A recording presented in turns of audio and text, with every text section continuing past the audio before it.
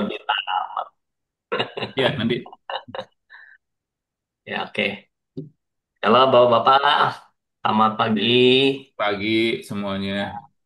Bro Indra ini, sorry, temannya siapa? Kok baru kenal tuh? Nah, iya, ada Indra ya, bener ya. Indra rekan kita di 37 bro. Oh, oke. Salam kenal, Pak Indra. Saya juga. Hmm. Es krim. Oh, es krim. Benito bisa ya? Ini tinggal nunggu yang lainnya berarti. Tinggal nunggu dari teman-teman grup 61 nih. Ya, Indra soalnya udah bisa masuk soalnya. Oke. Ya, Kita mulai aja kali ya. silakan bro. Hei, selamat pagi Bapak-bapak semua.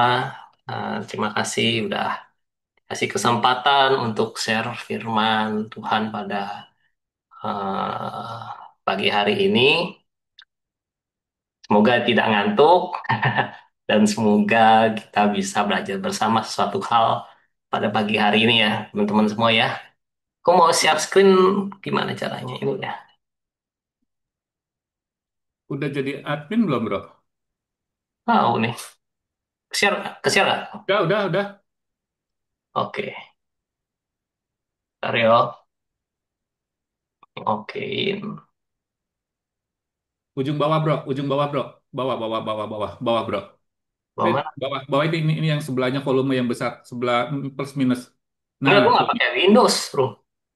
Iya, enggak itu yang sebelah minus ini, yang sebelah ini, yang sebelah suara ini. Jadi lalu langsung slide-nya satu, bro. Gimana caranya Oh, sih? ini nih bawah, yang sebelahnya min plus, yang sebelahnya min plus ada gambar monitor satu. Ini. Bawah. Kursornya ke bawahin. Sebelahnya Heeh. min plus. Terus. Min Heeh. plus kanan. Nah itu, ya itu. Terus apa? Sebelah sebelah kiri. Ya Ini. itu, ya. Ini. Nah, sip. Ini udah ke ini belum? Udah. Kelihatan cuma satu screen atau layar-layar? Satu screen, bro. Oke. Ya, terima kasih. Yuk, kita pada pagi hari ini kemarin uh, berdoa dulu sebelum menyiapkan kita mau bahas apa pada hari ini. Aku dikasih suatu statement adalah berkat atau kutuk, blessing or curse.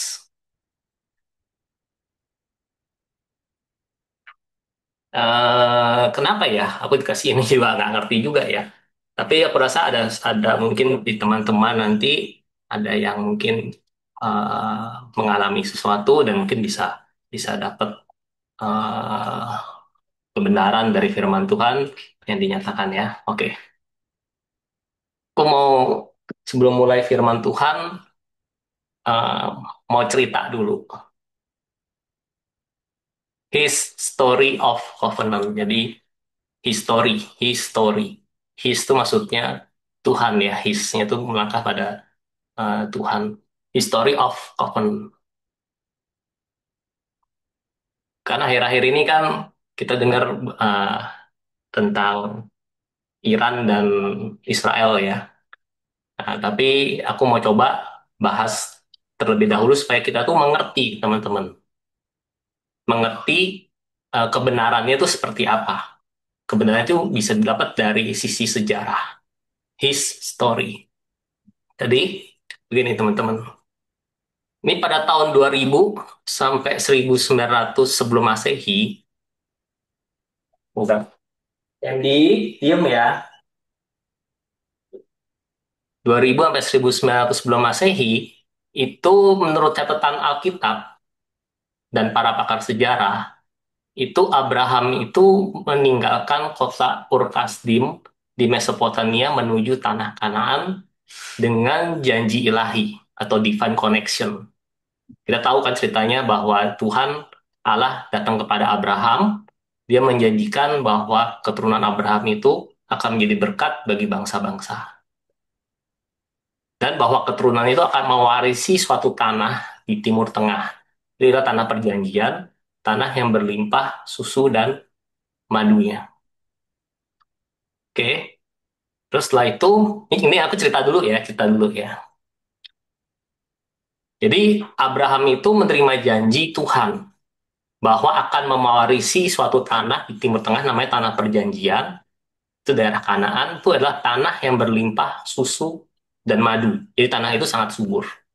Terus pada tahun 1827 sebelum Masehi, kita tahu ceritanya bahwa Yakub dan keluarganya yang sekitar 70 orang itu meninggalkan tanah Kanaan, Hebron, dan dia pergi ke Mesir. Karena waktu itu kita tahu ceritanya, cerita tentang Yusuf ya. Jadi ada kelaparan dan Yakub meninggalkan tanah Kanaan. Dan dia pergi ke Mesir dan tinggal di sana, di tanah Gosen. Nah, habis itu kita tahu long short story-nya di Alkitab, Israel diperbudak 450 tahun. Setelah itu dipimpin oleh Musa keluar dari tanah Kanaan. Dan pada tahun 1406 sebelum Masehi, Yosua itu masuk ke tanah Kanaan dan melakukan penaklukan di daerah-daerah tanah Kanaan sesuai dengan apa yang Tuhan perintahkan kepada Musa. Terus pada tahun 1000 sampai 960 sebelum Masehi, kerajaan Israel itu bersatu berdiri di tanah Kanaan. Dengan raja pertamanya, menurut kitab 1 Samuel adalah Saul. Dan kemudian Raja Daud menetapkan Yerusalem sebagai ibu kota, itu sekitar tahun 1000 sebelum Masehi. Dan Salomo membangun bait suci pertama, sekitar 960 sebelum Masehi. Itu cepat aja ya. Nah, terus pada tahun 722 sampai tahun 586 sebelum Masehi, kerajaan Israel itu dalam periode itu dibagi menjadi dua. Seperti yang tertulis di kitab Ratu Raja-Raja bahwa kerajaan Israel Utara itu 10 suku itu ditaklukkan oleh kerajaan Asyur pada tahun 722 sebelum Masehi. Dan terus kerajaan Yehuda yang dipimpin oleh keturunan Daud itu mendapat dua suku ya di selatan itu akhirnya ditaklukkan oleh kerajaan Babilonia pada tahun 586 sebelum Masehi.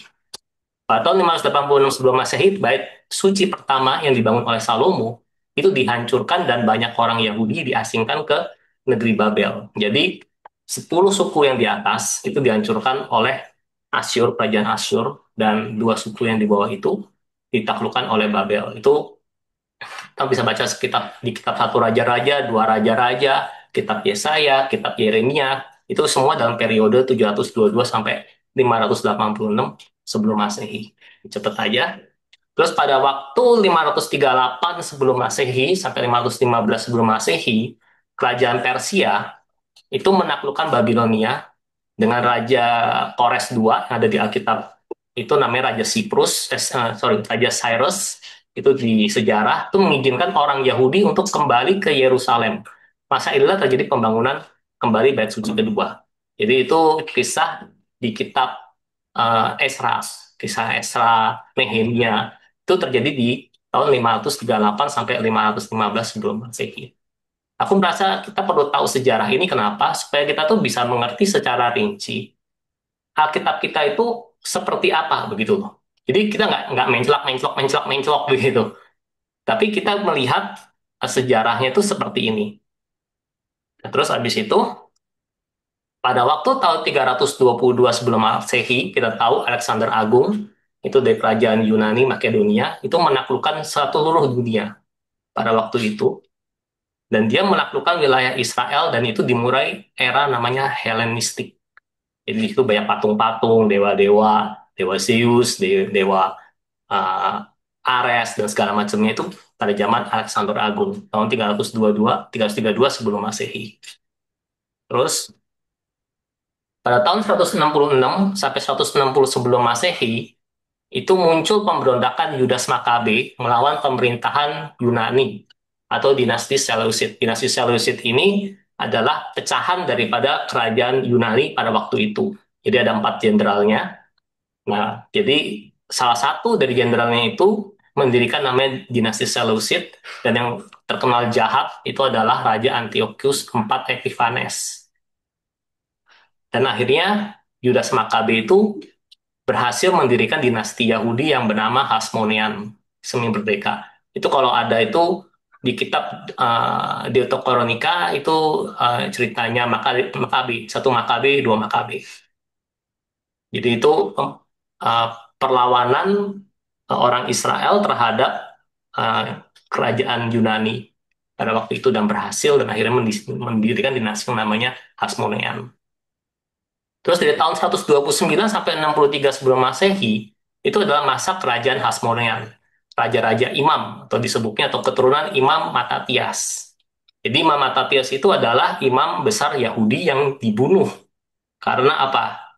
Dia disuruh untuk makan daging babi tapi tidak mau dan akhirnya dia dibunuh dan anaknya itu yang namanya keluarga Makabe itu akhirnya menjadikan menjadi raja karena dia menang perang terhadap dinasti Seleucus itu dan menjadi raja-raja imam atau kerajaan Hasmonean. Terus pada tahun 63 sebelum Masehi datanglah kerajaan Romawi menaklukkan Yudea. Herodes Agung diangkat jadi raja boneka Romawi yang kemudian memperluas dan memperindah bait suci kedua. Bait suci kedua itu dibangun pada zaman pada zaman Nabi Nehemia, Esra di situ ya. Dan karena Herodes Agung ini sebenarnya itu keturunan orang Edom, maka dia itu berusaha merebut hati orang Israel dengan bagaimana dia memperluas dan memperindah bait suci kedua itu. Itu pada tahun 63 sebelum Masehi, Roma datang untuk menaklukkan Yudea. Yudea itu tanah Kanaan yang dijanjikan oleh Tuhan oleh Abraham. Terus pada tahun 66 sampai 73 Masehi, pemberontakan Yahudi melawan Romawi. Nah, di situ pada zaman ini 66 sampai 73 Masehi ini adalah kejadian setelah Tuhan Yesus. Jadi uh, orang Yahudi itu berontak melawan orang Romawi pada tanggal 70 pada tahun 70 Masehi. Romawi menghancurkan bait suci kedua dan pada tahun 132 sampai 135 Masehi terjadi pemberontakan Bar Kokhba yang akhirnya juga berhasil ditumpas oleh orang-orang Romawi. Pasca setelah revolusi yang Bar Kokhba itu yang gagal, Romawi itu mengganti nama provinsi ini, daerah tanah kanan itu menjadi namanya Syria Palestina dan melarang orang Yahudi untuk menetap di sana. Jadi orang-orang Yahudi itu yang karena mereka bilang tanggungkanlah dosa kami apa dosa Tuhan Yesus itu kepada anak cucu kami itu dimulai pada saat itu. Jadi waktu Tuhan Yesus bilang tidak akan ada batu yang tertumpuk di bait Allah kedua maksudnya dan itu terjadi penggerapannya pada tahun 70 Masehi di mana Romawi itu menghancurkan bait suci kedua itu. Terus pada tahun 395 sampai 475 Masehi, kerajaan Romawi itu dibagi menjadi barat dan timur. Romawi barat hancur pada tahun 475 Masehi dan tanah Syria Palestina itu berada di kerajaan Romawi Timur. Ini aku cerita sejarah sebentar ya, supaya kita tuh dapat pengertian ya, Bapak-Bapak. Jadi jangan asal kita tuh, oh buta-buta begitu. Nah, enggak. Ini adalah faktanya begitu. Pada tahun 638 sampai 691 Masehi, penaklukan Arab Muslim atas Yerusalem itu pada tahun 638 Masehi oleh Khalifah Umar bin Khattab. Ini terkenal orang ini, yaitu komunitas Yahudi di Yerusalem diizinkan kembali berkembang. Pada 691 Masehi, Khalifah Al-Manik membangun kubah Sakinah Dome of the Rock di tempat bait suci dengan kaligrafi Islam. Ini merupakan penghinaan terhadap orang Yahudi karena bait suci itu adalah tempat yang maha suci, tetapi di sana dibangun namanya kubah Dome of the Rock dan sampai sekarang itu masih ada. Terus terus lagi pada tahun 1099 sampai 1506 Masehi itu era perang salib. Yerusalem itu dikuasai oleh pasukan perang salib. Di situ yang terlibat di dalam perang salib, era perang salib yang begitu lama itu ada Kepausan Roma, Salahuddin, itu Kesultanan Damaskus ya, yang ada di Mesir. Terus habis itu terkenal sama Raja Richard the Lionheart, itu kerajaan Inggris, itu perang salib ketiga. Di situ ada tokoh-tokoh, ada namanya Arthur, Lancelot, segala macam. Nah itu di era perang salib itu. Era perang salib itu lama, bapak-bapak, sampai 500 tahun lebih. Nah terus habis itu apa? Pada tahun 1291 Masehi, itu ada namanya Kesultanan Makhluk, itu berasal dari budak-budak. Itu ada di Mesir berkuasa atas tanah Palestina. Jadi budak-budak ini entah bagaimana mereka punya kekuatan untuk membuat suatu kesultanan yang namanya Mamluk itu. Dan di Mesir itu berkuasa atas tanah Palestina. Tapi hanya berkuasa sebentar saja. Terus pada tahun 1517 sampai 1917 Masehi, wilayah Palestina berada di bawah kekaisaran Uthmaniyah atau Turki Ottoman. Ottoman ini terkenal banget, namanya Sultan Selim I. Itulah sultan dari Turki yang merebut wilayah Palestina pada waktu itu. Setelah kerajaan Romawi Timur itu jatuh pada tahun 1453 Masehi oleh Sultan Mehmed II. Jadi ibu kota kerajaan Romawi di timur itu adalah Konstantinopel, itu jatuh pada tahun 1453 oleh Sultan Mehmed II ini. Sultan Mehmed II. Makanya Turki itu, kalau kita datang ke Turki, itu ada namanya Hagia Sophia. Nah, itu termasuk salah satu karya bagaimana gereja itu dijadikan masjid. Nah, ini karena oleh Sultan Mehmed II. Jadi, Romawi jatuh oleh Kesultanan Ottoman. Terus habis itu, akhir abad 19, nah ini yang penting ya, bangkit gerakan Zionis melawan gerakan antisemit di Eropa. Jadi, waktu itu kenapa antisemit? Jadi, orang-orang Eropa itu, orang-orang bule yang di Eropa itu tuh membenci orang Israel pada waktu itu. Jadi setelah mereka tuh dipindahin ke kerajaan Romawi pada waktu tahun 70 sebelum Masehi itu, jadi banyak tuh orang-orang Israel itu kan diusir tuh tadi kan. Mereka tuh bermukim di negara-negara di Eropa. Dan tapi orang-orang di Eropa itu kayak sebagian besar itu menganut agama Katolik pada waktu itu dan kemudian ada kekristenan itu membenci orang Yahudi namanya gerakan antisemit. Kenapa? Karena mereka menganggap bahwa orang Yahudi inilah yang bertanggung jawab atas kematian Tuhan kita, Tuhan Yesus. Jadi mereka benci sekali sama orang Yahudi. Kedua adalah orang Yahudi itu orang-orang kaya di situ. Mereka berdagang banyak, dapat hasil, tapi sedangkan orang-orang itu kebanyakan di Eropa pada waktu itu tuh banyak kesusahan, terutama habis dari wabah hitam, dark plague orang bilang waktu itu ya, banyak yang mati, banyak orang miskin. Nah, jadi orang Yahudi itu di Eropa itu disebelin. Tapi ada seorang namanya Theodor Herzl, itu ada membuat gerakan Zionis. Gelombang imigrasi Yahudi ke Palestina, aliyah pertama sejak tahun 1882 itu memperkuat komunitas Yahudi lokal di tanah Palestina. Nah, di sini diperanin oleh apa? Oleh Baron Edmund de Rothschild. Jadi ada peranan Rothschild, keluarga Rothschild di dalam gerakan Zionis ini. Jadi Rothschild itu adalah seorang yang sangat kaya sekali. Dia itu pengusaha ya, banker pengusaha. Dan dia itu yang mendanai untuk salah satunya itu untuk supaya Yahudi itu bisa kembali ke tanah asalnya di Palestina. Kenapa? Karena di Eropa itu orang Yahudi itu ditindas. Maka yang namanya Theodor Herzl itu seorang wartawan Austria. Dia itu berpikir kalau di Eropa terus orang Yahudi itu akan ditindas, nggak pernah bisa bahagia. Maka dia punya inisiatif, ayo kita kembaliin orang Yahudi itu ke tanah Kanaan. Terus awal abad 20, Inggris mengambil alih wilayah Palestina sebagai mandat Liga Bangsa-Bangsa setelah Perang Dunia ke-1. Terus habis itu ada kerjasama antara Hales dan Lord Walter Rothschild dan tokoh-tokoh politik. Inggris membuahkan deklarasi Balfour. Deklarasi Balfour itu diprakarsai oleh salah satunya Rothschild ini. Dan waktu itu Perdana Menterinya namanya Arthur Balfour, Perdana Menteri Inggris. Itu membuat apa namanya perjanjian untuk menyatakan dukungan kerajaan Inggris untuk tanah air nasional bagi orang-orang Yahudi di Palestina. Jadi, kenapa timbul konflik antara orang Palestina dengan orang Israel pada saat ini adalah salah satu yang paling besar itu karena ada namanya deklarasi Balfour ini, di mana pemerintah Inggris itu mendukung orang-orang Yahudi yang tersebar dari seluruh dunia itu boleh kembali dan mendirikan negara di tanah yang namanya Palestina itu. Terus akhirnya tahun 1947 sampai 1948 PBB itu membagi mandat Palestina menjadi negara Yahudi dan negara Arab di tanah Kanaan. Pada 14 Mei 1948 David Ben Gurion itu perdana menteri pertamanya Israel itu memproklamasikan yang namanya negara Israel.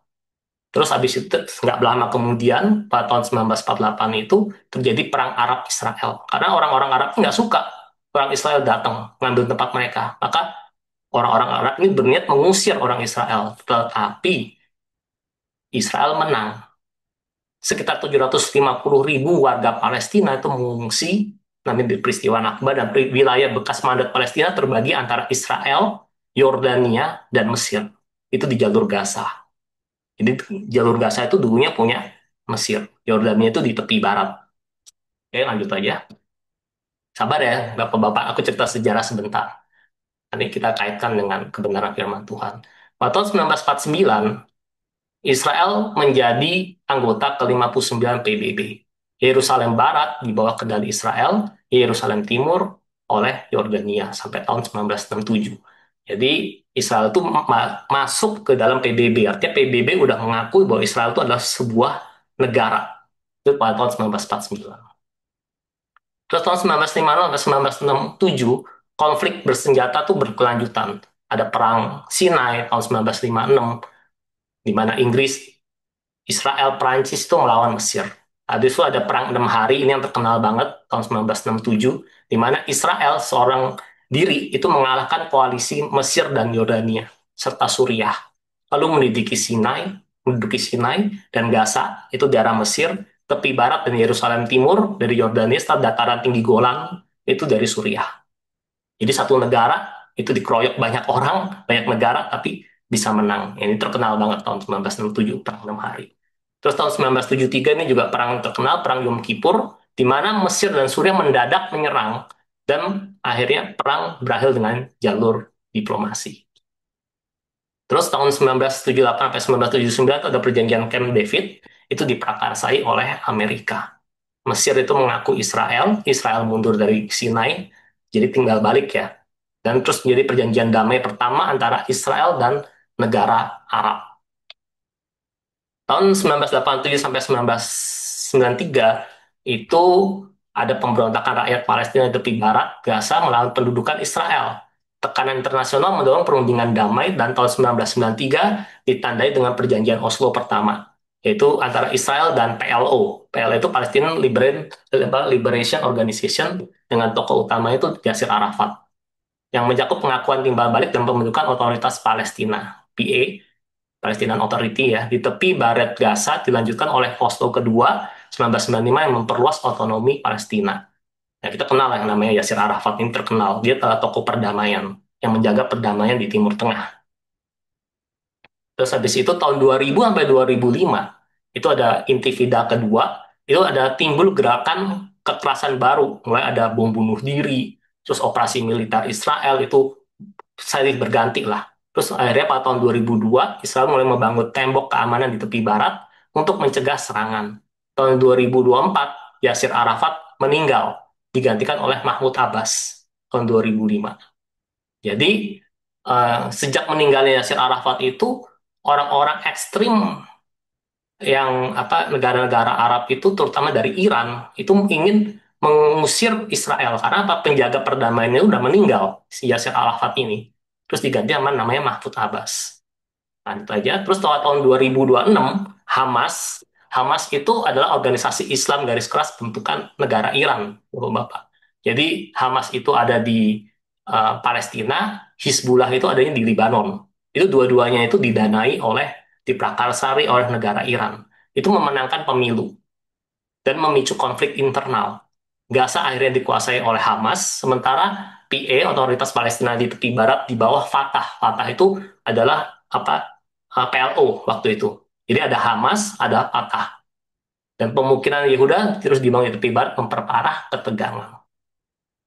Terus 2008 sampai kini, perang berskala besar di jalur Gaza berulang. Tahun 2008, 2009, terus 2012, 2014, 2021, 2022, 2023, 2025.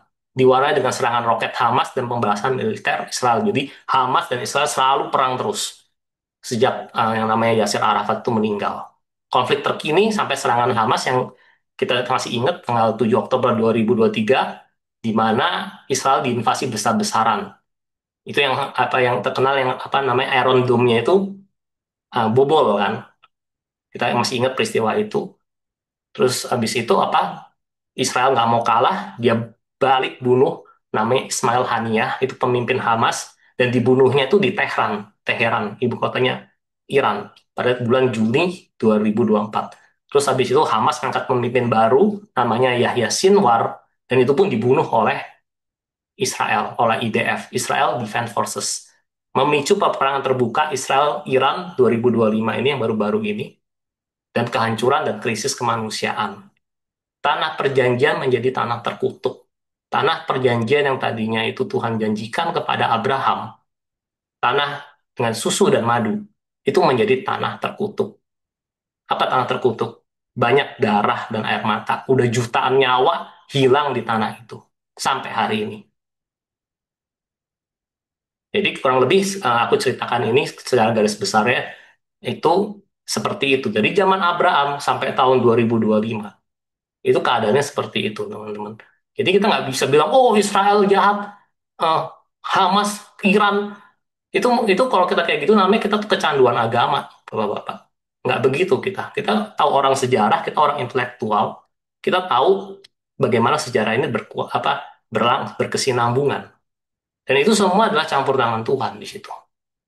Dan sampai hari ini tidak ada yang bisa menengahi ini nih berdua ini. Yang aku mau coba share ke teman-teman itu apa sih ini? Kita baca di Yeremia 11 ayat 3 sampai 5 dan ayat 8 dan 11. Ayatnya bacain aja ya. Yang merah itu kutuk, yang biru itu berkat. Katakanlah kepada mereka, beginilah firman Tuhan Allah Israel, terkutuklah orang yang tidak memperdengarkan perkataan-perkataan perjanjian ini. Perjanjian ini itu apa? Perjanjian antara Musa dan Tuhan. Yang telah kuperintahkan kepada nenek moyangmu pada waktu mereka kubawa keluar dari tanah Mesir dari dapur peleburan besi. Dengan berfirman, dengarkanlah suaraku dan lakukanlah segala apa yang kuperintahkan kepadamu. Maka kamu akan menjadi umatku dan aku akan menjadi Allahmu. Sehingga aku dapat menepati sumpah yang telah kuikrarkan kepada nenek moyangmu untuk memberikan kepada mereka tanah yang berlimpah-limpah susu dan madunya. Seperti halnya pada waktu ini. Lalu jawab Yeremia, begitulah hendaknya ya Tuhan. Aku loncat ke ayat 8. Tapi mereka, bangsa Israel ini, tidak mau mendengarkan atau memperhatikannya. Memperhatikannya apa? Perintah Tuhan tersebut. Melainkan apa? Mereka masing-masing mengikuti kedegilan hatinya yang jahat. Maka aku telah mendatangkan ke atas mereka segala perkataan perjanjian ini yang telah kuperintahkan dipegang, tapi mereka nggak pegang. Sebab itu beginilah firman Tuhan, sesungguhnya aku mendatangkan ke atas mereka malapetaka yang tidak dapat mereka hindari. Dan apabila mereka berseru-seru kepadaku, maka aku tidak akan mendengarkan mereka. Ini adalah firman Tuhan yang disampaikan oleh Nabi Yeremia. Nabi Yeremia itu hidup pada zaman kerajaan Yehuda, itu sudah masa-masa akhirnya. Dan Tuhan sangat membenci orang apa namanya dosa yang dilakukan oleh Manasye. Manasye itu adalah anak dari Hizkia. Hizkia itu adalah orang yang beriman, raja yang baik. Tapi Manasye itu adalah orang kerasukan setan. Dibilangnya gitu. Dia membunuh banyak orang orang kudusnya Tuhan. Dia menempatkan berhala di dalam bait Tuhan. Sampai Tuhan tuh sakit hati karena hal tersebut. Jadi kita bisa ngelihat apa orang Israel itu adalah bangsa yang dekil, keras kepala. Selalu jalannya itu kayak kayak dibilang tuh kayak keledai, keledai yang keluar. Selalu ini perintah Tuhan begini, tapi dia semua lawan. Maka dikatakan terkutuk orang Israel itu karena dapat tidak mendengarkan perkataan perjanjian-perjanjian ini. Kelanjutin. Di Amos 8 ayat 1 sampai 3, ini pandangan Tuhan atas Israel atau keturunan jasmani Abraham. Jadi bukan masalah, oh, saya orang Indonesia, saya mau jadi warga negara Israel, terus habis itu kita kita jadi warga negara Israel, terus kita otomatis jadi keturunan jasmaninya Abraham. Enggak, janji pandangan apa? Ada namanya keturunan jasmani Abraham yang memang benar-benar bahwa itu adalah anak cucu dari Abraham, bukan warga negara Israel. Maksudnya warga negara Israel itu maksudnya apa? Ada orang luar, mungkin dari orang Indonesia, orang Malaysia atau apa yang jadi warga negara Israel, tapi bukan begitu. Yang dimaksud oleh firman Tuhan adalah keturunan Israel jasmani itu adalah benar-benar keturunan dari Abraham. Dikatakan di Amos 8 ayat 1-3, nggak usah dibaca, tapi perumpamaannya gini, orang Israel itu terlihat seperti buah yang segar di keranjang. Wah, kelihatannya bagus ya, depannya bagus ya semuanya. apa namanya beribadah, menyembah, apa nama mempersembahkan korban, hukum Taurat mereka ikutin dan sebagainya. Kelihatannya bagus. Tetapi sebenarnya yang sesungguhnya dalamnya itu busuk. Hati mereka busuk. Kedegilan, mereka menyembah berhala. Maka Tuhan tuh membuang mereka ke tong sampah. Jadi kita bisa lihat di sini bahwa apa akibat dari kedegilan hati orang Israel, akibat mereka menyembah berhala, maka janji yang Tuhan sampaikan kepada Abraham pada waktu itu dari tanah perjanjian itu menjadi tanah terkutuk. Tanah berkat menjadi tanah terkutuk karena apa? Karena kebebalan dan dosa atas orang Israel ini. Kita bisa lihat di situ bahwa Tuhan pun nggak menyayangkan orang Israel lagi. Dan satu-satunya alasan kenapa Israel masih ada saat ini di bumi ini, di dunia ini, adalah perjanjian Tuhan dengan nenek moyang mereka. Itu aja. Kalau nggak ada perjanjian, udah habis gitu loh. Jadi satu-satunya alasan itu bukan karena orang Israel bangsa terpilih, benar mereka bangsa terpilih. Oh mereka ngeliat kesayangan Tuhan, enggak, mereka udah dibuang ke tong sampah, sama seperti buah itu. Tapi karena Tuhan melontarkan janjinya kepada Abraham, Ishak dan Yakub, maka Israel itu ada sampai sekarang masih ada, dipelihara oleh Tuhan. Setelah melalui sejarah yang kita ada didengar itu semua. Pertanyaannya, siapa kita, teman-teman? Roma 11 ayat 21 sampai 22. Sebab kalau Allah tidak menyayangkan cabang-cabang asli, itu adalah keturunan jasmani Abraham, dia juga tidak akan menyayangkan kamu, kita, keturunan rohani dari Abraham. Ayat 22. Sebab itu perhatikanlah kemurahan Allah dan juga kekerasannya. Jadi kita nggak bisa cuma ngomong, oh Tuhan tuh baik, Allah tuh baik, maha penyayang. Tapi ada bagian Tuhan adalah kekerasan Tuhan. Hukuman Tuhan tuh ada. Karena Tuhan tuh adil. Yaitu kekerasan orang-orang yang telah jatuh. Orang yang telah jatuh itu apa ya? Itu keturunan jasmani Abraham itu. Tetapi atas kamu, kemurahannya, kita semua itu, kemurahan Tuhan itu atas kita apa sih? Dia mengirim Tuhan Yesus dan kita sebagai orang-orang yang menjadikan Yesus Tuhan dan Juru Selamatnya itu menerima kemurahan Tuhan, anugerah grace. Yaitu jika kamu tetap dalam kemurahannya, jika kita tetap dalam apa namanya mengasihi Tuhan, menjadikan Tuhan dan Juru Selamat, menjadikan Yesus menjadi Tuhan dan Juru Selamat hidup kita, kita tuh ada dalam kemurahan Tuhan. Tetapi jika tidak, kamu pun akan dipotong juga. Saya pun akan dipotong juga. Istilahnya begini, itu Tuhan aja yang udah ngikat perjanjian dengan apa namanya nenek moyang orang Israel sampai membuang orang Israel ke tong sampah, apalagi kita, apalagi lu, apalagi gua. Kita bukan siapa-siapa. Kita tuh orang kafir yang hidup di negara berhala, menyembah berhala. Satu-satunya siapa kita itu adalah karena kita menjadikan Yesus itu Tuhan dan Juru Selamat.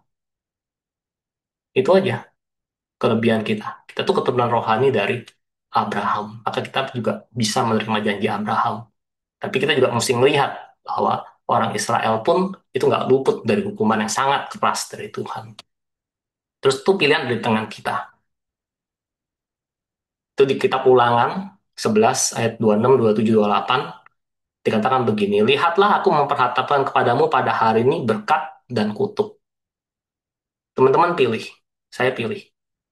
Kamu mau diberkati atau kamu mau jadi orang terkutuk? Kalau kita mau diberkati, yaitu apabila kamu mendengarkan perintah Tuhan Allahmu yang kusampaikan kepadamu pada hari ini.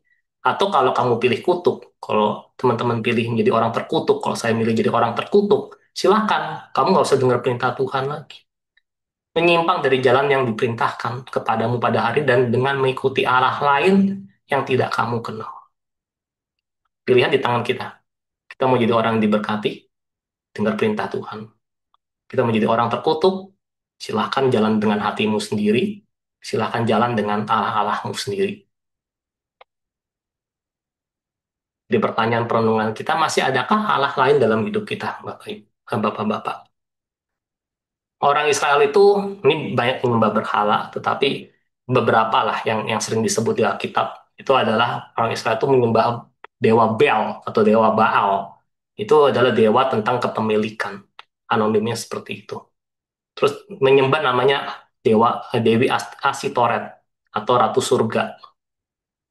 Itu adalah dewi yang berkaitan dengan seksualitas dan kesuburan. Orang Israel juga menyembah yang namanya Kamos. Itu dewanya orang Moab. Itu adalah dewa perang, dewa kekuatan. Dan untuk dewa Moloch juga dewanya orang Amon, yaitu kekuasaan, menambung kekuasaan dan lain-lain. Name it, teman-teman. Termasuk saya juga. Apa yang menguasai hati dan pikiran kita sehingga kita siap mengorbankan apa saja untuknya. Ini coba teman-teman renungin. Apa bedanya? Kalau dulu orang Israel itu benar-benar menyembah yang namanya Dewa Baal, Asitoret, Kamos, Moloch. Tapi kita kan udah nggak nyembah patung begitu. Tapi apa yang menjadi berhala dalam hidup kita, teman-teman? Uang kah? Pikiran hati kita tuh selalu mikirin duit, duit, duit, duit, duit, duit. Lebih penting daripada Tuhan. Anak-anak keluarga kita tempatkan di atas Tuhan, itu jadi berhala, teman-teman. Karir, kerjaan, itu bagus. Tapi kalau udah jadi berhala, kita tuh udah menyembah yang namanya, ya itulah, berhala itu. Pilih aja. Itu apa? Kita main gila, nggak ada yang tahu. Kita punya istri lain, kita punya pacar gelap. Ya kita sama seperti orang Israel yang menyembah namanya Asitoret itu. Kita kecanduan pornografi, kita masturbasi, itu semua menyembah berhala gitu loh kehidupan kita. Sama seperti mereka menyembah Asitoret. Itu dan lain-lain lah teman-teman. Pilih berkat atau kutuk. Kalau kita pilih berkat, ya dengar suaranya. Suara itu apa sih? Nggak usah yang susah-susah lah, kita dengar firman Tuhan setiap pagi di VMP, di VMC, VLT, di khotbah-khotbah YouTube, dengerin Om Johan, dengerin siapa lagi, Ibu Ruth, dengerin Ibu Debbie, semuanya baik semua. Dengar suaranya. Jangan cuma kita cuma dengar, dengar, tapi lakukan dan taati perintahnya. Jangan melanggar perjanjian Tuhan dengan kita. Jangan kita tiru orang Israel itu, si bangsa tegar tengkuk itu, bangsa yang terkutuk itu. Kalau kita pilih kutuk, sama seperti orang Israel, gimana caranya? Gampang, nggak usah dengerin, nggak usah perhatiin suaranya. Ke gereja baca Alkitab aja pakai pakai pakai layar gitu seminggu sekali cukup. Udah begitu. Itu pun juga pas firman Tuhan kita ngantuk-ngantuk begitu. Kita main handphone, kita ngantuk-ngantuk. Kita nggak pernah mendengarkan, kita nggak memperhatikan suaranya. Ya nggak heran hidup kita terkutuk, teman-teman. Terus apa lagi? Menyimpang dari jalan yang Tuhan perintahkan. Tuhan bilang A, kita lakukan B. Tuhan bilang B, kita lakukan C. Tuhan bilang mengampuni, kita nggak mau ampuni. Tuhan bilang suruh beri, kita tahan dengan berbagai macam alasan. Tuhan bilang suruh melayanin, nah sibuk lah, kan melayani kan juga bisa di keluarga lah, pelayanin bisa di komunitas lah, tempat kerja lah, itu kan alibi aja. Ya ikutin aja, simpang aja terus, mengikuti keinginan hati kita, terus dan terlebih lagi degil hati. Dikasih tahu sama Bro Simon, nggak mau dengar. Dikasih tahu sama Pastor Yosef, dianggap angin. Dikasih tahu sama Pastor Ios, jangan begini ya, melanggar. Ya, itu nggak bisa ditegur. Nah, akhirnya apa? Kita terjerumus dalam menyembah Allah-Allah lain itu. Nyembah Allah lain apa? Ya udah, handphonemu jadi berhalamu, kerjaanmu jadi berhalamu. Apa lainnya pak ya, gitu lah. Ya itu sih cuma mau yang selesai saya sampaikan firman Tuhan. Jadi bijaksanalah. Kita lihat sejarah orang Israel dari bangsa yang diberkati Tuhan. Tanah Kanaan itu menjadi tanah yang diberkati Tuhan sampai akhirnya menjadi tanah terkutuk dan bangsa terkutuk. Disebar luas kemana-mana sampai Israel sama Tuhan bangsa Israel itu. Kita nggak tahu berapa suku lagi. Paling cuma tinggal satu suku, suku Yehuda. Dari sekian banyak 12 suku itu. Kalau kita tetap mengeraskan hati kita, balik lagi aku kasih bold, Israel itu dibuang dan dihajar Tuhan dengan keras. Siapa kita? Udah ingat aja begitu ya, Bapak-bapak ya. Jadi jangan kita tuh merasa, oh ya hidup saya udah benar. Tapi sebenarnya kita masih hidup dalam dosa. Ya jangan sampai begitu. Ya sekian firman Tuhan. Terima kasih buat waktunya. Tuhan Yesus memberkati. God bless. Ih, jadi tahu ya, mantep banget emang kalau udah Ini hambanya yang diurapi ini benar-benar luar biasa ya. Jadi kita semua terbelalak dari dengar didongengin tentang sejarah. Bro, nanti minta PPT-nya ya, bro. Iya. Nah, jadi kenapa aku sampaikan itu supaya kita tuh ngerti dengan jelas gitu. Iya, Jangan kita betul. tuh keblinger gitu. Iya. Dan kita nggak ngerti apa yang kita blingerin tuh apa. Nggak ada bedanya sama orang-orang di luar itu. Wah, ayo gerakan Palestina, Palestina, pergi sana gitu. Nggak ada urusannya kita dengan mereka Iya.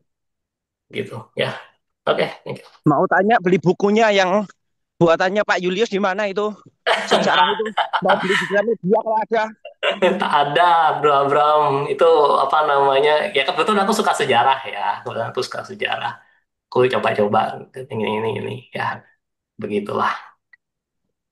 Ikutin aja itu. Tapi itu banyak apa namanya di poin-poin itu banyak ceritanya, banyak banget sih. Detail-detailnya itu. Jadi itu masuk di grup tuh banyak. Kenapa? PPT-nya masuk di grup. Oh ya, ntar tak kirim. Ya, God bless. Silakan Bro Simon. Iya, mantep ya semuanya dibukakan tadi. Sentilannya juga semua, ya kan. Banyak sekali. Ya, silakan. Bro Yudi. Ya. Dari tadi pagi aja saya udah ngajakin, ayo on cam, pada nggak mau. Ya, katanya mau nyembah Tuhan dengan baik, ya kan. Semuanya sudah disiapin, ya kan. Kita mau pujian, penyembahan dengan baik. Kita mau jadi manusia-manusia yang lebih baik. Ya, pagi ini disentil sama firman Tuhannya, Bro Julius. Semoga kita semua bisa sadar, ya kan, bagaimana kita memiliki integritas. Ya, Lupa dong nanti persembahannya sama Pak Julius. iya. Nanti kita persempatan tenang, koleknya ke gua, rekeningnya. Ya, bagaimana kita jadi pria-pria di tempat ini nih, pria-pria yang mau rendah hati, pria-pria yang jangan tegar tengkuk, ya kan? Nih, ini nih bahaya, ya. Pujian penyembahan aja masih bisa main handphone. Gimana Tuhan mau berkati kita? Waktunya pujian penyembahan masih main handphone. Waktunya pujian penyembahan bukannya bener-bener nyembah Tuhan sambil tiduran lah, sambil rebahan lah. Nih, ini saya ngomong Jadi keras nggak jadi pagi nggak ini. enak ini saya pujian sama olahraga ini gimana nih? Boleh, silakan pujian dan penyembahan asal bisa hatinya bisa benar-benar fokus sama Tuhan, ya. Balik lagi, ya kan. Kalau kita ngadep sama presiden sambil olahraga, presidennya gitu gimana? Itu pikirkan sendiri, ya. Itu istilahnya udah Waduh, gitu aja, ya kan. mohon maaf Pak Simon. Nggak masalah, Pak. Bukan mohon maaf ke saya, ya kan. Mohon maafnya ke Tuhan, ya kan. Karena saya cuma hanya petugas.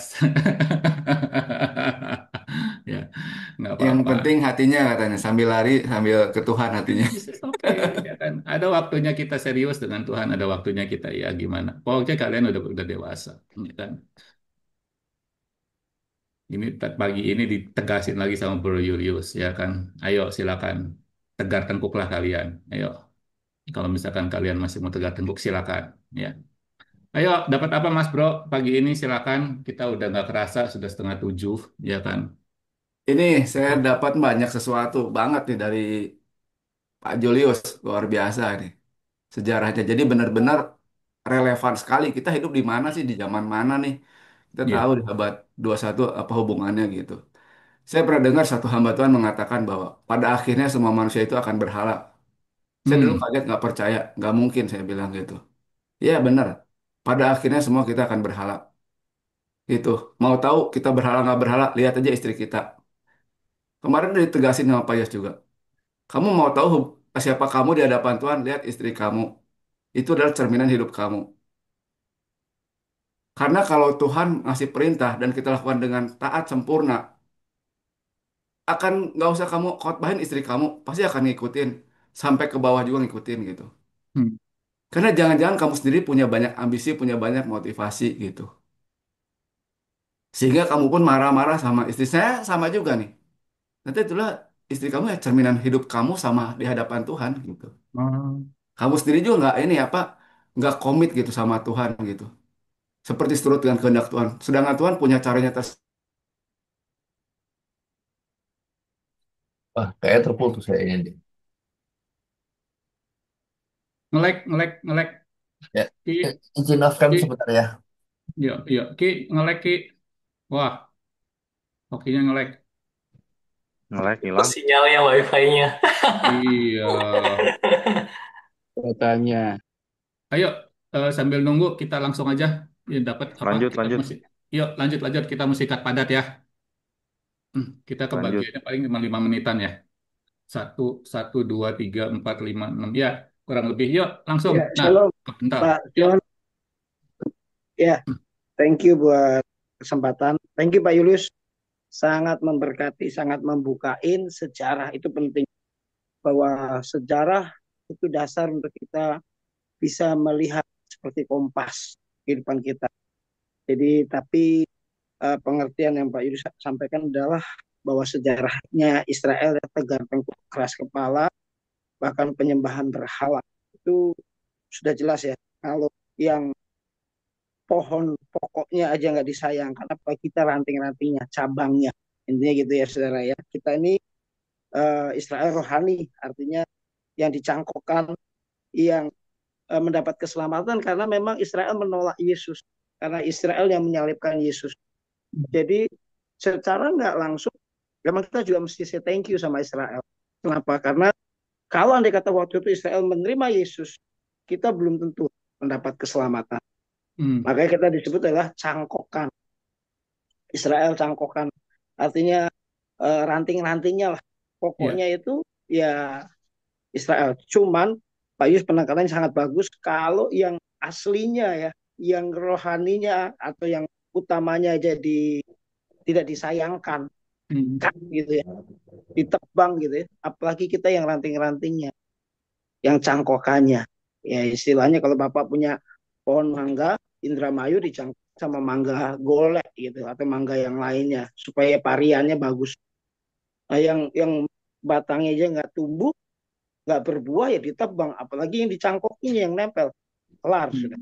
Nah, saya cuma dapat ayat dua aja. Yang pertama 2 Korintus 13 ayat 5 dikatakan begini, ujilah dirimu sendiri apakah kamu tetap tegak di dalam iman. 2 Korintus 13 ayat 5 ya. Selidikilah dirimu apakah kamu tidak yakin akan dirimu bahwa Kristus Yesus ada di dalam diri kamu. Sebab jika tidak demikian kamu tidak tahan uji. Artinya apa? Kita lihat diri kita sendiri dengan teliti. Koreksi, apakah kita sendiri hidup dari iman kepada iman setiap hari. Artinya tetap percaya kepada Tuhan, punya pengharapan pada Tuhan. Tidak ada ilah lain, tidak ada berhala. Jadi Pak Yunus itu jelas berhala kita pekerjaan, duit, bahkan Pak Hoki tadi terang-terangan istri, dan macam-macam. Bisa jadi berhala loh ya. Melebihi kita menyayangi Tuhan. Ya. Iya. Tetapi jika kamu tidak tahan uji, maka bahasa aslinya adalah Kristus tidak akan ada di dalam. Jadi kalau kita buka celah, kita membuat berhala di hidup kita, termasuk pekerjaan, termasuk karir. Bahkan, sorry ya Pak Yulis ya, bahkan pelayanan pun bisa jadi berhala kita. Pelayanan. Kalau nggak pelayanan, gatel rasanya. Kalau nggak melayani, nggak abdol rasanya. Itu jadi berhala. Nah, jadi korelasinya biarlah kita menjadi orang-orang Kristen yang dicangkokkan. Abraham rohani, keturunan Abraham secara rohani, itu jangan sampai dipotong, tapi kita sungguh-sungguh menguji diri kita sendiri, menyelidiki diri kita sendiri. Nggak boleh saling menghakimi ya, nggak boleh saling nunjuk, dia nih, nah. Satu, saya dapat teguran dari Nabi dari segala akhir zaman, jangan nunjuk Ayos. Kalau nunjuk ke depan, satu begini, tiganya, empatnya ke belakang. Coba saya nunjuk Pak Simon begini, ya kan? Nunjuk Pak Yunus begini, ya satu ke depan, 4 tuh ke belakang. Ini Nabi dari segala Nabi dari BR 37, menurut saya. Itu luar biasa. Keren. Ya. Ini ngetin, mantap. Nah, tapi saya tutup di Esra 7 ayat 10. Sangat memberkati saya. Suatu hari saya dapat ayat ini, saya sudah share. Sebab Esra telah bertekad untuk meneliti Taurat Tuhan dan melakukannya serta mengajar ketetapan dan peraturan di antara orang Israel. Poinnya adalah Esra itu dia bisa diangkat oleh raja, dapat perkenanan oleh raja karena dia hobinya meneliti firman Tuhan, Taurat Tuhan, bahkan melakukannya serta mengajar ketetapan dan peraturan di antara orang Israel. Sekelas Pak Julius, Pak Simon, Pak Lukas yang hobi yang namanya merenungkan firman Tuhan. Sejarah sampai di Pak Julius kayak begitu ya ceritanya. Pendeta juga nggak semuanya ngerti sejarah tadi itu Pak Julius, jujur aja. Itu kalau sudah disampaikan, dipelajari, dibagi, dilakukan untuk pembelajaran, kita akan diberkati itu. Kita akan dipromosikan. Yesus berkati semuanya. Thank you. Sip, mantap. Ya. Sebagai pelajaran dari public relation juga ya. Gestur tubuh saat di panggung, saat tubuh ini begini ini tidak boleh. Down ya. Di dalam khotbah, di dalam public relation, ya kan. Ini jari begini ini tidak boleh. Jangan pernah dilakukan lagi ya buat teman-teman yang ada di khotbah ataupun di mimbar, ya kan. Nah, lebih baik begini. Jarinya tangannya 5 terbuka. Tidak boleh begini. Ya, boleh. Karena begini-begini nih nggak sadar, ya kan. Ini nih bukan hal yang baik. Ini nih artinya melecehkan. Di public relation diajarin, walau kita waktu di panggung itu tidak boleh membalik badan begini, tidak boleh memberikan pantat ke audiens, ya nggak boleh begini nih, harus mundur kalau mau, gitu, ya. Sedikit ilmu public relation, ya. Hmm, biar kita semakin diurapi. Jadi kalau nunjuk begini ya Pak Simon ya. Kalau nunjuk begini ya harus. Menunjuk Saudara-saudara bukan. begitu ya. Kalau kamu menunjuk begini, siap Ah, ditunjuk sama orang enak nggak? jadi ya nggak boleh satu jadi mau Silakan, begini silakan Pak. atau Nih, begini. ingatlah kayak orang Jawa, ingatlah kayak orang Jawa. Orang Jawa tuh Lagi, begini. lagi. Nah, sopan Oke, kan? monggo, monggo. Orang Jawa sopan. Nah, lebih enak kan? Kita kita tiru yang baik. Iya, Itu Pak Heru itu Pak Heru begitu. iya. Monggo. Monggo Tips. ya, Thank you Pak. Thank you, gitu. thank you. Ya, silakan lanjut. Itu hoki lanjutin Lanjut. dulu, hoki belum selesai. Oke, oke, oke, oke. Lupa tadi sampai mana ya? Tadi yang istri, gue sampai bingung lu istri kenapa ya? Ki? Iya, maksudnya eh, gambaran kita, hubungan kita sama Tuhan bisa tercermin dari istri kita gitu. Jadi istri itu gambaran cerminan kita gitu. Gitu. Jadi kalau kita direct dari pemimpin benar, lakukan benar, pasti ke bawahnya akan benar gitu. Seperti gitu. Yang tadi saya dapat dari hamba Tuhan pada akhirnya kita akan berhala ya, ya itu benar itu bisa terjadi makanya bahaya sekali. Dan memang kita bilang ya udah nggak ada urusan sama Israel sana gitu. Bahkan ya boleh dikatakan orang-orang yang menentang Yesus ya sebutnya antikris kan. Mereka kan sayang menyayangkan bahkan ya membunuhnya ya benar. Cuman saya kemarin juga ngobrol sama siapa ya Pak Lukas, Pak Yos kan. Kalau saya point of view-nya waktu pandangan Israel ini ya dia benar-benar waktu dulu membunuh Yesus dan dia berani sekali bahwa tanggungkan darahnya kepada saya katanya gitu. Sedangkan si orang Romawi aja dia nggak berani kan sampai dikasih tahu istrinya lu jangan apa-apain orang ini katanya gitu. Saya dapat mimpi semalam dia bilang sampai dia ngotot mau lepasin tapi ngotot terus salibkan dia sampai akhirnya dia pun ambil air kan dia cuci tangan gitu. Ya demi politiknya dia lah mempertahankan lah orang kan seperti gitu kan biar kelihatan beres buat betulnya dia takut padahal dia bisa tuh untuk penyelamatan tapi dia ya cuci tangan itulah gambaran setiap kita gitu ujung-ujungnya Yesus dibunuh walaupun Yesus mengatakan Bapa ampunilah mereka sebab mereka tidak tahu apa yang mereka perbuat tapi hukuman itu nggak bisa tetap jalan jadi saya bilang sama saya ngobrol juga sama adik saya hati-hati dengan sebuah dosa ya pasti itu ada konsekuensinya nggak bisa sembarangan dengan ngomong ampun ampun gitu nggak bisa karena Bapak kita tuh adil dia harus ada satu tanggungan konsekuensi yang mesti di kamu hadapi. Karena Ya, apa? Kita bisa baca di kitab Esther. Begitu udah raja keluarin titah. Nih, silakan tumpas orang Israel. Terus nggak bisa. Tiba-tiba raja, nggak boleh dibatalin, nggak boleh dibatalin. Nggak bisa. Seorang raja kalau udah ucap, jalan itu semua. Mau berkat, mau kutuk tuh jalan. Harus ada, ya itu makanya kenapa harus ada darah, harus ada Yesus tuh berkorban itu. Jadi gimana waktu Esther bisa lepas dari itu waktu udah dikasihkan cincin gitu. Dia cuma bilang, nggak bisa kamu mesti lawan gitu. Jadi di saat kita dapat kutuk kayak Kain dapat kutuk, gimana Kain dapat keluar dengan berpeluh kesah. Jadi apa ya? Ya udah minta kekuatan sama Tuhan. Tuhan, saya udah ngalamin seperti gini, minta kekuatan gitu. Contoh aja Daud, gimana nggak Daud orangnya berkenan sama Tuhan. Tapi begitu dia melakukan satu dosa itu yang ya, cukup memalukan. Mungkin kita ngomongin Daud, mungkin dia pun malu di surga. Jangan diomongin gua dong, katanya gitu. Mungkin itu dia malu gitu ya. Tapi apa coba? Apa berhenti? Enggak. Bahkan sampai terus muncak sampai Israel pecah gitu kan. Itu Tuhan tetap ngomong aku berkenan. Tapi efeknya itu nggak bisa tiba-tiba oke hilang ya stop ya kayak orang-orang kan sekali ngomong bisa ditarik lagi nggak bisa. Oh, udah ngomong raja jalan terus. Makanya di bagian ini jadi perenungan juga bagi saya juga. Wah ngeri juga nih kehidupan tuh. Bener-bener harus dijaga dengan hati-hati, dengan taat, dengan ketulusan. Kalau nggak, waduh, siapa kita kata dibilangkan apa dulu siapa kita lah kita bukan siapa-siapa gitu. Bukan orang Israel, bukan dari zaman Abraham gitu. Kita benar-benar dapat satu anugerah, jangan disia-siakan. Makanya tadi saya dapat ayat tentang Roh Kudus ya. Jadi gini, Bro, tentang satu Roh menit ya, Kudus. bro.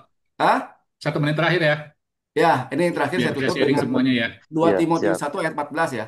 Ya. 2 Timotius 1 ayat 14 dibilang ini, peliharalah harta yang indah yang telah dipercayakannya, nyahnya tuh huruf besar, kepada kita.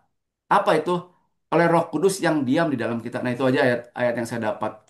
Jadi kita tuh dapat privilege itu luar biasa loh. Luar biasa. Orang zaman dulu tuh hanya tertentu yang punya Roh Kudus. Ini Roh Kudus yang tinggal di dalam kita. Wow, itu kalau lihat ya, itu lihat pekerjaan-pekerjaan Roh Kudus. Dari orang pertama aja orang nggak ngerti bahasa, orang kampung itu bisa ngedenger bahasa-bahasa yang luar biasa kan. Banyak pekerjaan mujizat, cuman kita banyak nggak menghargai. Bahkan itu tuh satu-satu apa ya? Satu jaminan di hidup kita, satu materai di saat kita kematian kita ada menerima kebangkitan tubuh. Nah, cuman saya cuma ingat itu. Wah, itu satu lo luar biasa. 1 Timotius 1 ayat 14 itu jangan harta yang indah. Kalau yang berharga banyak lah barang-barang nggak indah pun disebut berharga. Gue bingung gitu. Apa indah gitu? Kalau ini benar-benar bukan berharga tapi indah luar biasa. Nah, itu cuman itu aja sih. Terima kasih, Bro. Lanjut. Siap, thank you ya. Sorry ya, karena ini kita berbagi waktu. Yuk, silakan next. Siap, lanjut. Pak Simon, Yuk, silakan, Bro makasih Deva. materinya. Iya, Pak bisa Julius, mundur luar sedikit, Bro biasa. Deva. Bro Deva Ya, bisa mundur sedikit, ya. Nah, oke, jadi ngeliatnya gitu enak dah. Nah, gitu. Sip, thank you Pak tetap. Lukas ya. Selalu selalu setia dan selalu kuat, selalu melayani. Intinya dari saya, tadi materinya ada yang di tinta merah sama tinta biru ya. Yang jelas banyak yang yang diserap jadi berkat buat kita semua. Apa apalagi tadi berkaitan kutuk apa yang bisa dihindari, apa yang bisa disikapi secara kita para pria Tuhan. Terima kasih teman-teman semua. Semoga kita semua di grup, khususnya saya juga tetap bisa konsisten, tetap bisa komitmen untuk kita tetap sharing. Terima kasih sekali lagi semuanya. Itu aja dari saya. Singkat, God bless. Sebentar lagi persiapan buat ibadah untuk apa? Untuk izin sama teman-teman semua. Tuhan berkati. Thank you. Iya, thank you, Bro Deva. Thank you ya. Nanti besok kita ketemu lagi, ya kan? Mulai start awal dari awal, ikutin dari awal ya. Karena Tuhan mau jamah kita semua, asal kitanya mau merendahkan hati kita di hadapan Dia gitu. Oke, lanjut. Ya, Bro Lukas. Thank you. Eh, saya akan ngambil dari ayatnya satu ya, 1 Samuel 14 ayat 37 ya. Jadi Saul bertanya kepada Allah, bolehkah aku mengejar seorang Filistin itu, gitu kan? Akan kau serahkan mereka ke dalam tangan Israel. Tetapi pada hari itu dia tidak menjawab Saul. Jadi ini tujuan saya adalah akan lompat ke yang terakhir dari si Pak Julius tadi sharingkan bahwa kita harus ujung-ujungnya kan kita harus bagaimana kita sebagai anak rohaninya Abraham itu untuk menjaga rohani kita gitu kan ya. Nah ternyata ini sangat dalam sekali dari itu loh. Jadi ternyata kok Saul yang sama kan karena dia ada Israel, kenapa kok Tuhan kok nggak dengerin dia gitu loh. Dia merasa begitu. Ternyata setelah saya pelajarin, ternyata tuh Saul tuh salah salahnya salah berdoa gitu loh. Jadi dia kan salah berdoa ya karena dia memaksakan kehendak untuk siapa yang mau sebelum makan malam pun sebelum makan sorry sebelum apa namanya bahwa siapapun yang makan sebelum malam maka dia akan mendapat balasan dari musuh-musuhnya. Jadi kan dia kan dikutukan gitu loh Pak. Jadi intinya adalah eh, Saul tuh kesel gitu kan kenapa kok Tuhan nggak menjawab. Nah Hmm. ternyata Tuhan tuh ada eh, tiga lah yang intinya ya. Jadi yang pertama adalah kita harus bagaimana kita berkomunikasi dengan Allah itu memerlukan hati yang bersih. Jadi ini yang salam yang terakhir tadi Pak Yul salam mau ya kita bagaimana untuk menjaga dengan ada ikut VMP, ikut VLT gitu kan ya. Jadi kita harus memberikan hati yang bersih gitu kan ya. Nah, kedua adalah yaitu tadi kita sebagai pemimpin ya kita tidak bisa gegabah gitu loh. Kita jangan mentang-mentang jadi pemimpin, kita seenaknya sendiri membuat aturan, membuat ini, sedangkan kita sendiri itu eh, nggak ngelakuin dan itu akan berdampak buruk kepada anak-anak kita, anak buah lah gitu ya. Nah, itu sebagai terus kemudian terakhir adalah yaitu Allah itu kan berdiam diri itu bukan karena dia nggak jawab, tapi dia sebagai teguran. Ya mungkin ini mungkin mirip seperti saya ya, mungkin gitu. Mungkin saya dalam arti gini, bukan menyamakan bukan. Saya kalau pamannya kesel gitu, sama orang pamannya sama anak atau sama siapa itu, saya marahin, dia nggak mau, saya nggak marah, tapi saya diem gitu loh. Ya itu mungkin ya saya nggak tahu apakah itu benar atau enggak. Mungkin silakan dimasukin ya. Jadi kalau pamannya ya sama lah mungkin seperti Pak Simon ngomong ya, buat tegur sekali, dua kali, tiga kali, nggak mau, ya udah, gue diem gitu loh. Nah, eh, itu sebagai kalau udah buat Tuhan ya lu harus introspeksi diri, lu harus pikirin sendiri apa yang salah. Nah, tapi kan itu Tuhan Tuhan kan begitu. Ada nggak tahu apakah jadi dia tidak menegur secara dikasih itu enggak gitu loh. Tapi dia memang hanya tidak menjawab. Itu aja sih. Jadi ini saat tadi poin ini adalah yang terakhir dari Pak Yulius ngomong bagaimana kita harus menjaga hubungan kita dengan Tuhan. Itu sih. Terima kasih. Ya, bro. Jadi balik lagi ya, bro. Saya sih ditekeninnya sama ayatnya Tuhan tuh tinggal pilih berkat apa kutuk. Saya pilihnya berkat, ya kan? Saya cuma garis, pilihnya berkat. Mau berkatnya gimana? Ya harus ada pengorbanan berkat tuh. Di sini dikatain ya kan sama Tuhan tadi. Ya di VIP, ya kan dengan firman Tuhan, di VCA, ya kan. Semuanya lah tentang kerohanian ya kita ikuti. Tapi kalau misalkan kita cuma hanya mengikuti, tidak melakukan, sekali lagi, jawab sendiri. Ya, Itu kan juga udah ada ya. Jadi ya ingat sudah ada. datang Tinggal dalam nanti aja hati. kita lihat PPT-nya, pilih berkat atau kutuk ya kan. Ya. Pada saat kita mau memilih berkat, pasti ada sebuah pengorbanan. Apakah pengorbanan kita? Ya tinggal pilih. Pengorbanan kita hanya maunya apa gitu. Kesenangan kita kah? Hobi kita kah yang ditinggalin dulu ya kan? Atau uang kita kah ya kan? Persembahan kita kah ya kan? Semuanya butuh gitu kan. Dan itu yang tahu hati kita sendiri. Nanti dibalas lagi. Balas sama kayak Hoki tadi. Berarti nanti tinggal tanya sama istri kita masing-masing. Itu bagaimana si Simon sekarang? Gitu. Itu bagaimana si Julius sekarang? Nanyanya jangan sama si Julius, jangan nanya sama si Ios. Kalau nanya sama si Ios, wah keren pasti. Tapi nanyanya sama bini kita, nanyanya sama anak kita, gimana papi lu di rumah? Ah, papi gua di rumah masih marah-marah melulu. Papi gua di rumah kalau misalkan marah udah kayak orang gila banting-banting gitu. Ya, nih bener-bener ayatnya tajam banget. Tinggal Pak jadi Julius, kita. kalau Nabi ngomong dengar Pak Julius. Tolong Pak Ya, Julius, kalau Nabi ngomong dengar. heeh. Tinggal mau jadi berkat apa kutuk. Ya, dah balik lagi. Ini semuanya jadi korelasi semua loh. Ya, oke. Yuk, yang sedang jogging silakan. Pak, boleh saya dulu? Oh Oh, Pak boleh, Yudi, Pak Yudi. silakan Pak Yodi. Ayo Silakan Pak Bro Yudi. Yodi. Siap mau berangkat. Siap, Ya, kasih. terberkati sekali sama sharing firman dari Pak Julius ya.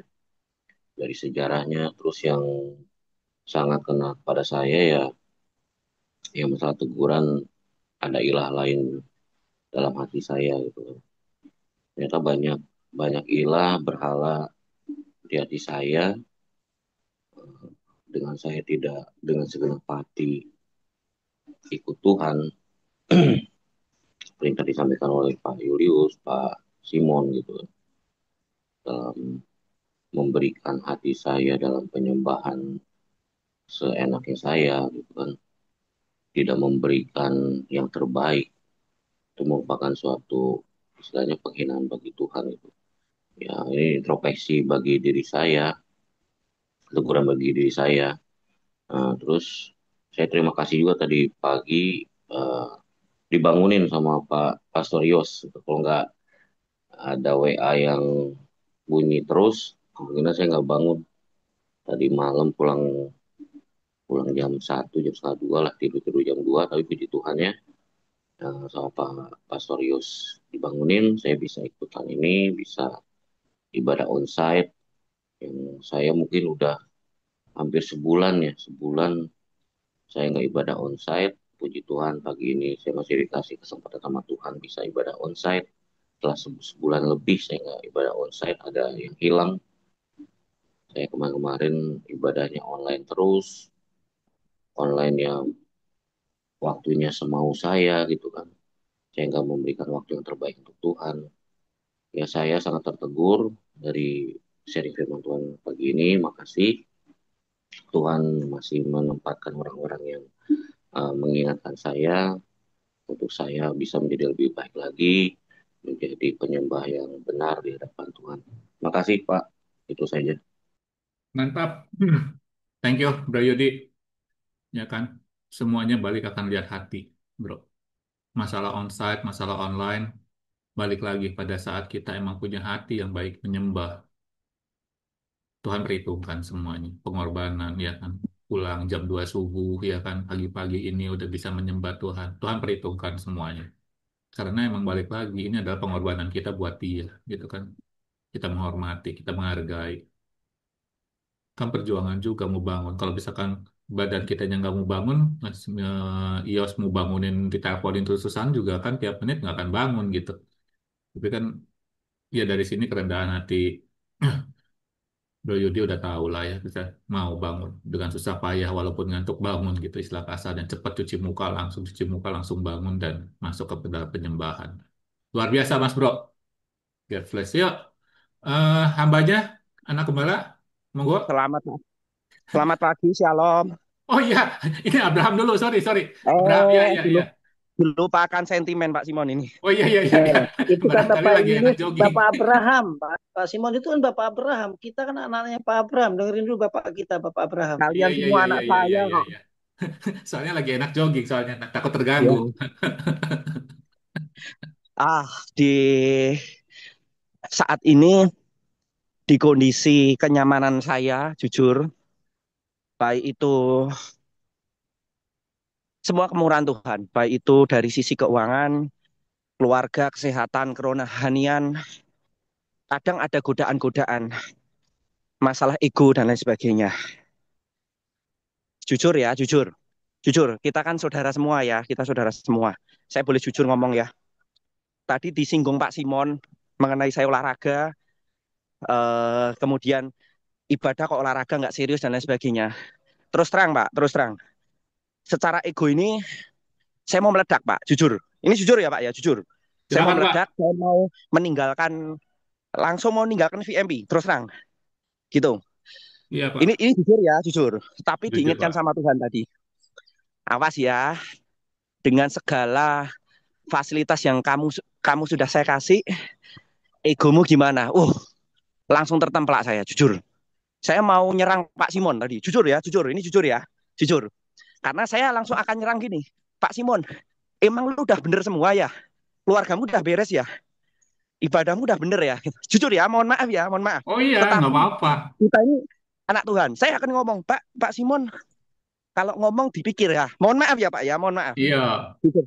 Mungkin saya seringnya ngomong sama sopir ya Pak ya, jadi agak-agak tegas gini ya. Nggak Tapi apa-apa, saya Pak. diingetin, Emang saya juga kuli kok, Pak. Tenang aja. saya diingatkan Tuhan. Ayo, jaga hatimu. Ayo, kamu udah nerima fasilitas dari aku, hatimu gimana? Saya akhirnya, Tuhan mohon ampun Tuhan. Mohon ampun. Kalau saya hanya urusan sepele kayak gini, tidak sebanding dengan kebaikan Tuhan yang Tuhan sudah berikan. Saya akan balas Amin. ini. Loh, Amin. sekarang saya punya komunitas lari sebelum VMP. apakah saya terus meninggalkan komunitas lari dengan saya harus VMP tiap hari? Lah terus gimana teman saya? Saya akan dianggap bahwa kamu meninggalkan teman-teman gara-gara kamu harus ibadah tiap hari. Atau saya nggak perlu VMP kalau saya mau lari seminggu 3 kali. Kan saya juga tiap hari bisa VMP meskipun Ya, saya lari. Artinya kalau lihat dari sisi positif, loh saya justru saya lari ini saya tetap VMP. Saya tidak ya, meninggalkan VMP seperti itu. betul. Tapi ini betul-betul hari ini besi menajamkan besi, manusia menajamkan sesamanya, Pak Simon. Terima Setuju. kasih. Saya hati ini tadi betul-betul jujur Pak, mau meledak Pak saya Pak. Dengerin Pak Simon. Jujur ya, Mantap. jujur. Mohon maaf karena kita saudara ya Pak ya. Oh Artinya ya, saya akan ngata-ngatain Pak Simon Pak, omonganmu dijaga dan lain sebagainya. Mohon maaf Pak, mohon maaf. ora Tapi popo. Tuhan mengingatkan saya, ayo jaga hati ya. Kamu sudah tak selamatin banyak. Masa Ya, tersinggung gara-gara Pak Simon? Hari ini betul-betul pelajaran yang berharga bagi saya. Seperti itu. amin. Ini betul-betul saya diproses betul-betul. Ayo hatimu gimana? Saya tadi mau nyaris Pak, mau out. Udahlah, nggak VMP VMP-an. Saya juga punya ibadah lain kok. Saya punya komunitas yang lain kok. Iya, Demikian. Berikan kekuatan kepada saya. amin. Terima kasih Tuhan Amin. memberkati. Keren Pak Sama ya. Abraham, kejujurannya keren, keren, keren. Gak apa-apa. Sama. Ini Luar dimulai biasa. dari Pak Julius nih. Mantap. Saya Mantap, pun Pak tadi pagi Abraham. juga sama sebenarnya. Saya sebenarnya Mantap. juga tadi pagi juga saya sama, ya kan. Kok saya enak banget ya ngelihat Abraham lari ya, gitu. Kan kita sama-sama satu hobi kan, bro, ya Mantap, kan. mantap. Ini ada bagus Maaf nih ya, Pak Simon nih. Saya balik maaf komentar ya ya kalau satu. harus Satu aja jujur ya, ya. satu Kita ya. saudara ya. Maaf Nggak ya apa-apa, bro. kalau harus Tenang, jujur bro. ya. Gua sih Maaf ya. Jangan tersinggung ya. Kita tidak, Nggak sama-sama tidak, apa-apa. tidak, tidak sama-sama sama jaga sekali. hati Justru ya. kita semakin baik, bro. Oke, gimana, bro Ini Ki? ada satu statement bagus gini. Orang benar katanya akan mengatakan kebenaran dengan kasih gitu. Kelembutan ya. Orang benar akan mengatakan kebenaran dengan kasih. Jadi kebenaran tanpa kasih itu keras. Kebenaran tanpa kasih keras. Tapi kasih tanpa kebenaran itu palsu. Nah, saya lihat kenapa Apologet Edis TV disukai banyak orang. Padahal dia mengatakan kebenaran. Karena dia bungkus dengan sebuah lelucon.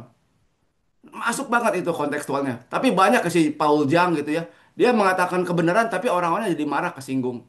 Kita tahu kebenaran kita sampaikan kepada seseorang. Tapi tanpa kasih kelembutan dengan strategi, dengan hikmat tertentu. Itu orang bakal jadi keras gitu.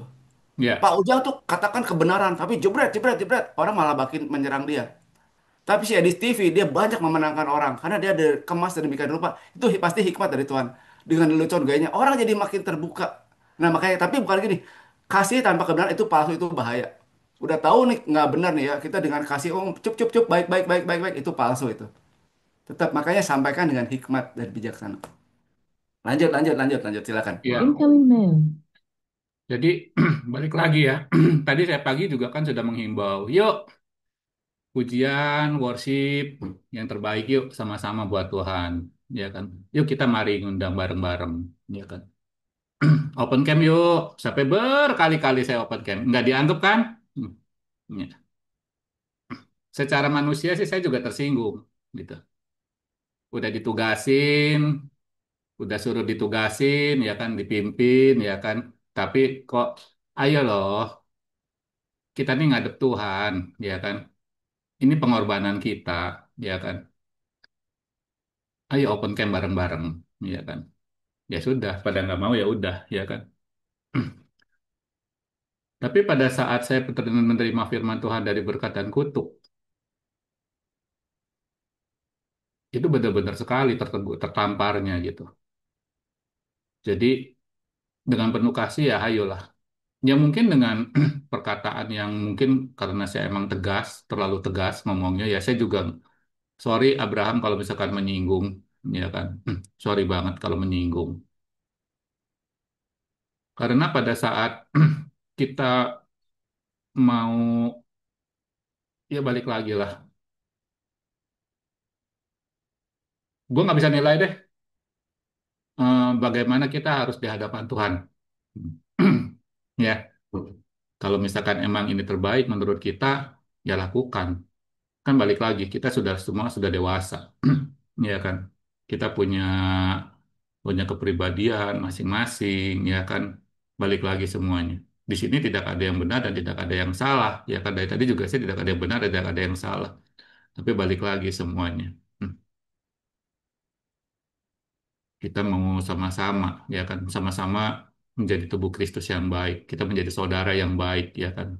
Tadi saya setuju banget, saudara itu benar-benar mengasihi dengan teguran, ya kan. Bukan dengan, oh iya kamu kayak gini bener, oh iya kamu, oh iya setuju, setuju, setuju, setuju, tapi ngejerumusin gitu. Bahaya banget. Ya, lanjut. Oke, yuk Bro Ferry. Ya, thank you kesempatan yang diberikan. eh saya udah selesai ya, Pak Abraham, Pak Simon. Kita dalam satu kasih ya saling menegur, nggak apa-apa. Ini tidak ada saling memojokkan atau bagaimana gitu ya. Oke, itu sudah selesai ya. Dan saya mau membahas Pak Julius khotbah. Waduh, ini sangat menohok ya. Ilah-ilah di dalam hidup kita. Ya, kita ini bangga ya, kita nggak nyembah berhala. Tapi bagaimana eh, waktu yang Tuhan kasih, segalanya yang sudah Tuhan kasih, tapi kita pergunakan untuk menyenangkan istri, menyenangkan anak, dan sebagainya ya. Itu pasti akan membuat Tuhan itu cemburu ya. Berkat dari saya, tapi fokusnya nggak ke saya gitu. Ya, itu yang terjadi pada diri saya juga dulu-dulunya ya. Nggak menyadari semuanya itu yang dikejar cuma hal-hal materi ya. Padahal saya anak hamba Tuhan ya, anak pendeta, tapi ngejarnya hal-hal materi. Ya, pagi ini diingatkan lagi oleh Bro Yunius ya, masih adakah Allah-Allah, ilah-ilah lain dalam hidup kita? Ya, itu pertanyaan diri kita sendiri masing-masing yang bisa jawab, gitu ya. Terus kemudian tentang Israel ya, dan kita Israel rohani. Menurut saya, Israel tadi sudah ditegaskan Bro Julius juga ya, Israel jasmani ya, bangsa Israel itu sudah dibuang oleh Allah karena mereka tidak percaya kepada Tuhan Yesus sebagai Mesias ya, sebagai juru selamat. Nah, kita-kita ini yang Israel rohani, kita yang mendapatkan kasih karunia. Ingat ya, kita ini mendapatkan kasih karunia dari Allah.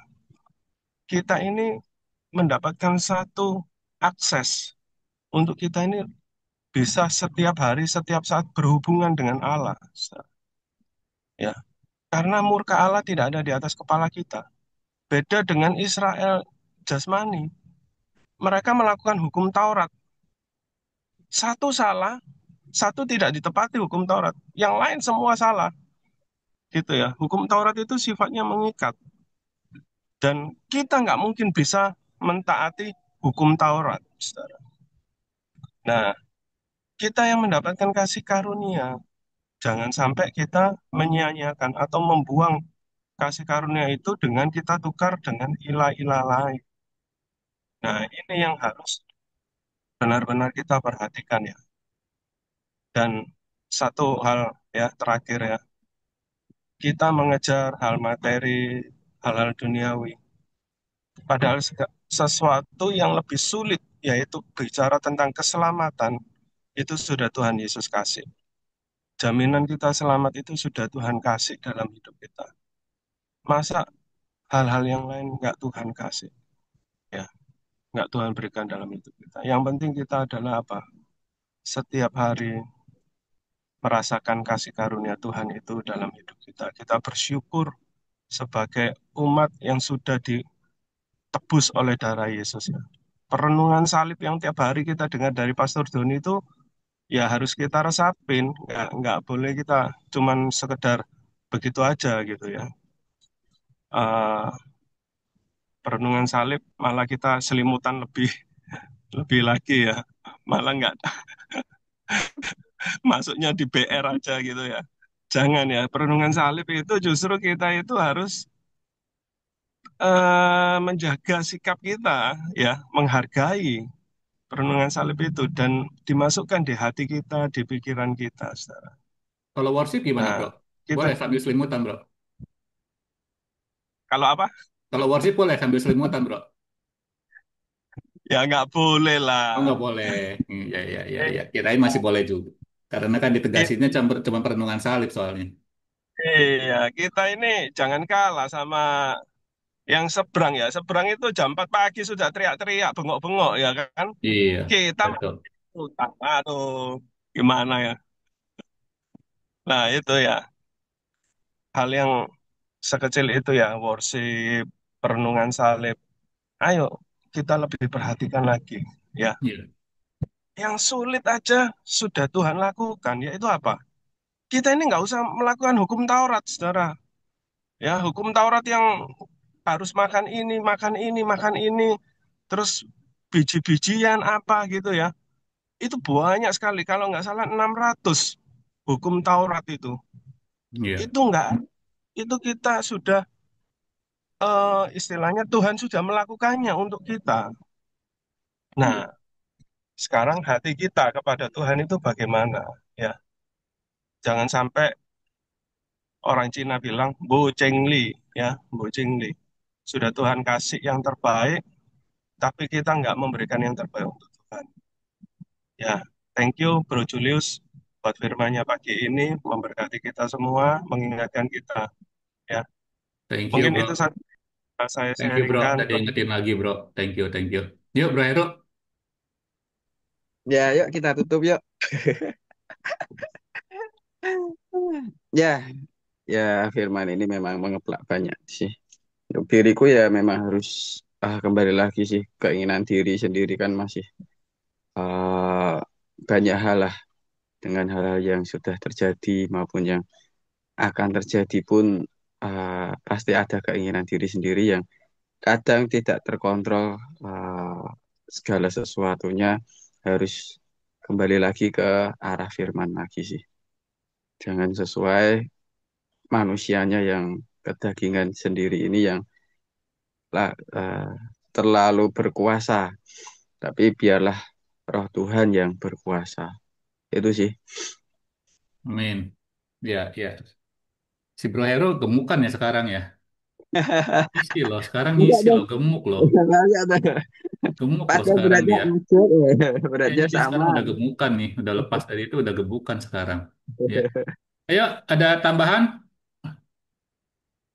Sebelum kita akhiri semuanya, udah mau jam 7:04. Ya. Ada tambahan? Ya, Shalom, Pak. Saya cuma satu ayat yang terus intinya cuma di Amsal 13 ya 13 ya. Angka Ya. 13 kan nggak disukai orang Chinese.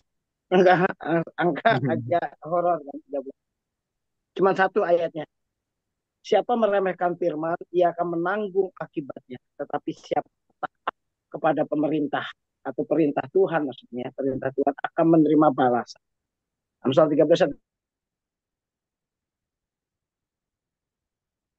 Ngelek.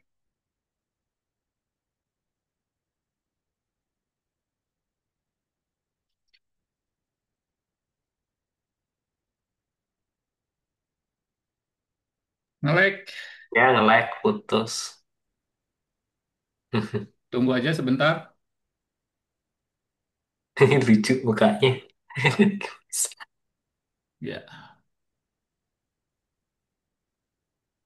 Ngelek, bro. Lu ngomong apa, bro? udah itu aja. Amsal 13 ya 13 itu aja, Pak. Cuman itu aja. Nggak ada Siapa Lu yang putus. Dari tadi lu putus, baru masuk lagi nih oh sekarang. oh siapa meremehkan firman dia akan menanggung akibatnya, tetapi siapa taat pada perintah akan terima balasan. Itu aja Pak ayatnya aku diingetin Tuhan. ya, penjelasannya Cuman dong. korelasi. Ada Oh ya sama penjelasannya. Pak. Sama intinya dengan Pak Julius itu rangkuman malah. Pak Julius yang khotbahin tadi panjang yang lebar intinya di situ. Eh, Ya, oke. Kalau nggak ada, kita sudah 7:15. Luar biasa firman Tuhan yang saat pagi hari ini kita semua ditajamkan ya. Dari besi menajamkan besi, sesama menajamkan sesama, tapi tubuh Kristus itu akan menjadi kemuliaannya. Semua kita pria-pria di sini mau dibangun, ya kan? Dengan segala kedegilan hati kita, segala kekerasan hati kita. Tapi pada saat kita dengerin firman Tuhan, kita mau tunduk sama firman Tuhan, itu adalah Roh Kudus yang berbicara untuk melunakkan hati kita semuanya. Semua menuju ke arah yang lebih baik, ya kan? Karena kita tahu bahwa berkat yang sudah kita terima ini, kita sadari itu semua adalah dari Tuhan. Dan bagaimana kita mau terus menerima berkat, ya kita lakukan sejalan dengan apa yang menjadi firman Tuhan ajarkan kepada hidup kita. Mari kita mau berdoa. Silakan Bro Ferry, mau berdoa Bro Ferry.